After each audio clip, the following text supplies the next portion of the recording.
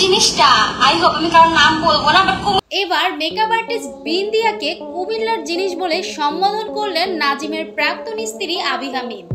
অনেকদিন ধরেই makeup artist Bindiya মিমকে তার বিউটি পার্লারের প্রমোশনের জন্য আনার চেষ্টা করছেন।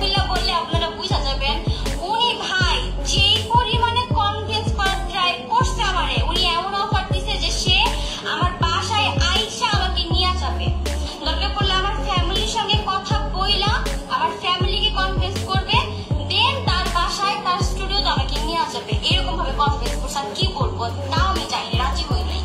তবে বিন্দিয়া জানিয়েছেন সে প্রথমে নাজিমের দ্বিতীয় স্ত্রী তানিশাকে নিয়ে কাজ করেছে, সে কারণে এই বিষয়টি নেটিজেনদের খারাপ লাগায় সে তানিশাকে নিয়ে আর কখনোই কাজ করবেন না বলে জানিয়েছেন। এরপরে মিমের শুভাকাঙ্ক্ষী ও নেটিজেনরা যখন তাকে বারবার বলতে থাকে মিমকে নিয়ে কাজ করতে, তখন তিনি সকলের রিকোয়েস্টে মিমকে নিয়ে কাজ করতে চায় এবং তাকে খুব ভালোভাবেই কনভিন্স করার চেষ্টাও করে এবং সে ব্যর্থ হয়। যদিও ব্যাপারটি এখানেই শেষ হয়ে যেত, তবে মিমের বলা বাজে কথাগুলোর জন্য সরগরম নেট দুনিয়া। অনেকেই বলছে মিমের এই ধরনের ল্যাঙ্গুয়েজ ইউজ করা মোটেও ঠিক হয়নি, আবার অনেকেই বলছেন নাজিম তাকে ধোঁকা দেওয়ায় জনগণ তাকে ভালোবেসে আপন করে এই মিমে পরিণত করেছে। আর আজ তার এত অহংকার, এখন সে 30 থেকে 40 হাজার টাকা ছাড়া কাজ করছে না বলেও জানিয়েছেন।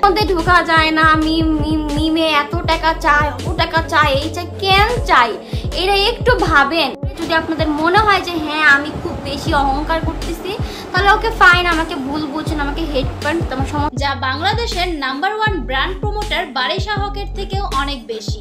একটা ভুল আমি করছি যে তাদেরকে এনে তোমার মনে কষ্ট দিছি, কিন্তু তোমার মনে তো কোনো কথা বলে কোনো হার্ট করে কোনো কথা বলি নাই, তোমাকে নিয়ে কোনো নেগেটিভ কথা আমি বলি নাই। সো ভিউয়ার্স, আপনাদের কাছে কি মনে হয় মিমের এত অহংকার করা কি ঠিক হচ্ছে, তা কমেন্ট করে জানিয়ে দেবেন। ভিডিওটি ভালো লাগলে লাইক, কমেন্ট, সাবস্ক্রাইব করতে ভুলবেন না। আর ভিডিওটি দেখার জন্য আপনাকে ধন্যবাদ।